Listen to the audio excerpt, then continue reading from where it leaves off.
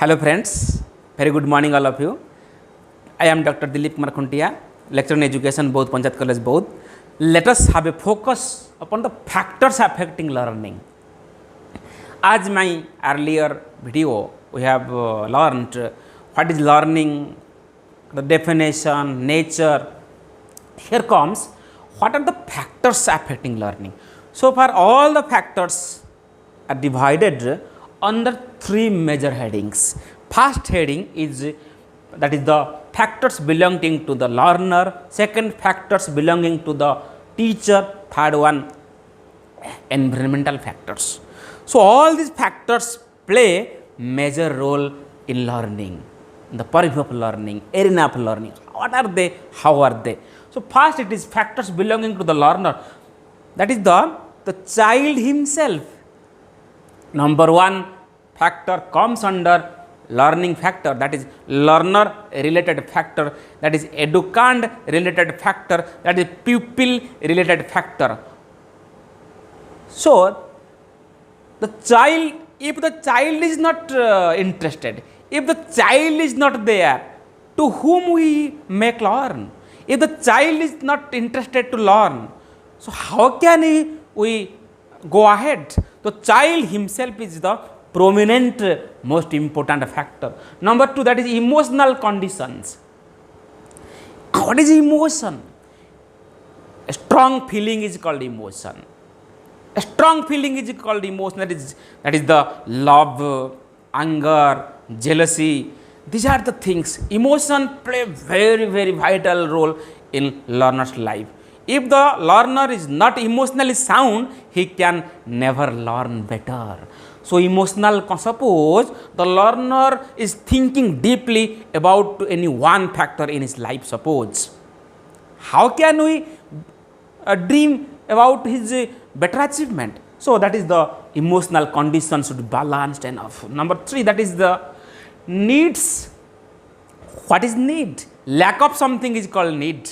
What are the needs? Maybe psychological need, maybe physiological need, that is the Abraham Maslow's need, that is the different types of need, security need, safety need, social status. These are the different physiological and psychological needs are very important. If needs are not fulfilled of the learners, suppose the learner is tired, suppose the learner is bored, suppose the learner wants to eat, but the teacher wants to teach. The learner wants to eat, but the teacher wants to teach. Is it possible? It is not possible. That's why needs must have to be fulfilled first, then the teacher has to proceed forward to make the learners learn. Okay, the teacher can teach when the needs are satisfied. Then comes intelligence. Very important, you know. Intelligence is a concept like many psychologists have defined in their own way. Lastly, one person told that what is intelligence? Now, what intelligence test is called intelligence. The person is boring. So, intelligence is what? Then intelligence is the aggregate of global capacity of the individual to think rationally, act purposefully and deal effectively with his environment. So, every individual is unique. We can never say that he is superior. Yes, every individual is unique.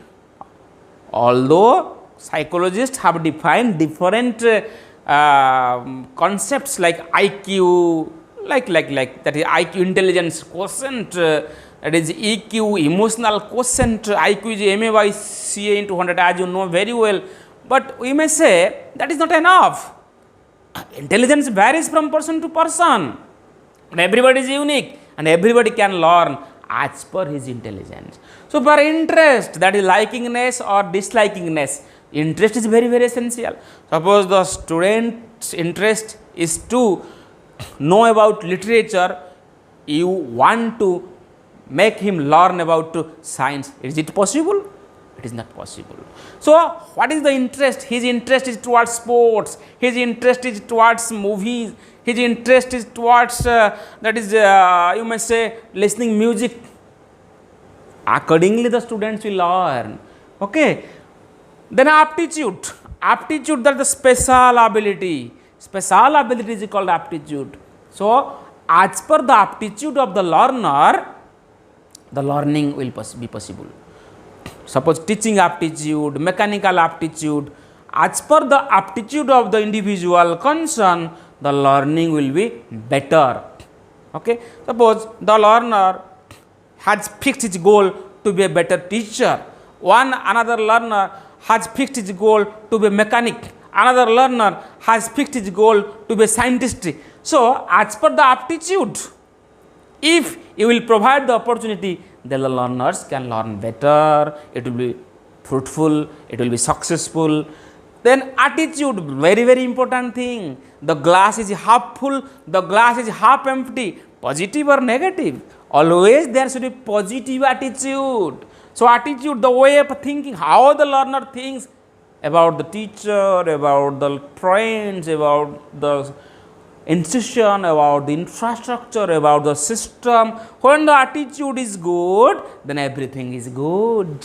Then comes motivation. As we have known in our earlier video, that is, motivation is the sine qua non of learning. Motivation is the golden road of learning. Motivation is the very heart of learning process. Unless the student is motivated, you can never make him learn. So, motivate him, ignite the mind of the learner, he will get learn automatically. So, motivation is very, very important. So, for learner is concerned, it is a factor. Then comes age and maturation. It is very important. Sensation and perception, his will to learn, health status, these are the things which plays very, very major role on students' part. So, far these are first, that the factors affecting belonging to learner. Next comes factors belonging to teacher, that is the educator. That is the educator. But what are the different subheadings? These are the subheadings. Knowledge of subject, that is no doubt how to teach is very important in comparison to what to teach, but what to teach also important. The teacher should have mastery over his subject knowledge. The teacher who has mastery over his content, then he is the master. Okay. So, suppose the teacher is teaching Odia, ya Hindi, ya Sanskrit, suppose in a literature poem, and one teacher is simply reciting, looking the book, another teacher is reciting the poem from his heart. Who will influence the learner most of the time? Who will be praised? Which teacher is better? Which teacher to be accepted by the learners easily? You can say the teacher who has all the poems in his heart and mind. Okay, so that is subject mastery. Suppose the mathematics teacher, suppose the science teacher, okay, he knows very well, he is clear fundamentally, then he can make the learners understand better. That is mastery of subject is very, very important. Next comes teacher's behavior. Teacher is like father. Parents are first teachers, teachers are second parent. Home is first school, school is second home. So, teacher's behavior matter. The same things, one teacher is speaking politely, another teacher is speaking rudely. To whom the student will accept? You discuss, you decide. Okay. Next come knowledge of psychology, very, very important. Psychology, it is very, very important. It has become the trend of the time. Every field requires a psychologist. Military, you may say in field of military, you may say in the field of industry, you may say in the field of politics, you may say in the field of any field. Psychology is very, very important. In our home is also psychology very, very important. So, the knowledge of psychology is very, very important. Teachers should have knowledge, profound knowledge, proficient knowledge, sufficient knowledge, efficient knowledge in psychology. Psychology is the positive science of behavior. Psychology is that branch of that is psychology. What that is the psychology, the positive science of behavior. So very very important in our educational psychology, teacher must have to go through educational psychology. Okay, then methods of teaching, how to teach is very very important than what to teach, although they are interrelated, correlated. So you have the content knowledge but you don't know how to present the matter, then will it be enjoyable? No, not at all. So how to teach, what are the different methods? Storytelling method for the small kids, project method, playway method, dramatization method, lecture cum discussion method, grammar method, direct method, collaborative approach. Nowadays that is the creativity, collaboration, discussion, project, very very important. Okay, so that is the knowledge of individual difference, very very important. Every teacher should have the knowledge who is what. Ram is different from Syam, Syam is different from Hari, every Sita is different from Gita, Gita is different from Mita. Everybody differs from everybody, each individual is unique. So there should be the knowledge of individual difference, that is lack of similarity is called difference. Within the individual and among the individual, differences are there. Every teacher should have profound knowledge of all the learners. Then the teacher can say, in my class there is a singer, in my class there is a dancer, in my class there is an artist, in my class there is a scientist, in my class there is a writer.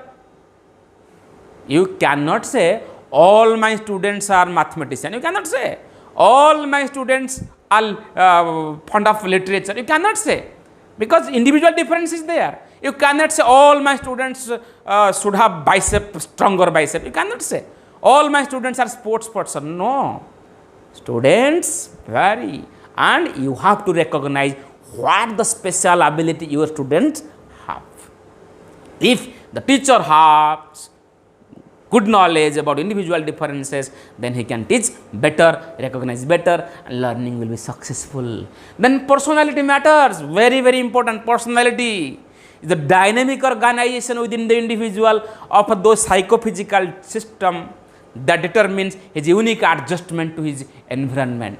Personality, that is both physiological and psychological, that matters. How you behave, how you talk, how you deal, how you walk, how you teach, all the things. Teacher is a role model, teacher is the icon, teacher is everything for the learner. Learner can never listen his parent, may not listen his seniors, superiors or friends, but students must listen to their teacher. So teacher's personality should be dazzling enough. Teacher's personality should be, that is attractive enough. Teacher's personality should be an ideal personality, and the ideal teacher can bring changes. The ideal teacher can harness better. The ideal teacher, the efficient, proficient teacher, the teacher who is updated, the teacher who is friendly, the teacher who is sound, can bring all types of changes the society wants. So teacher's personality is very very important. Then no care for foster individuality.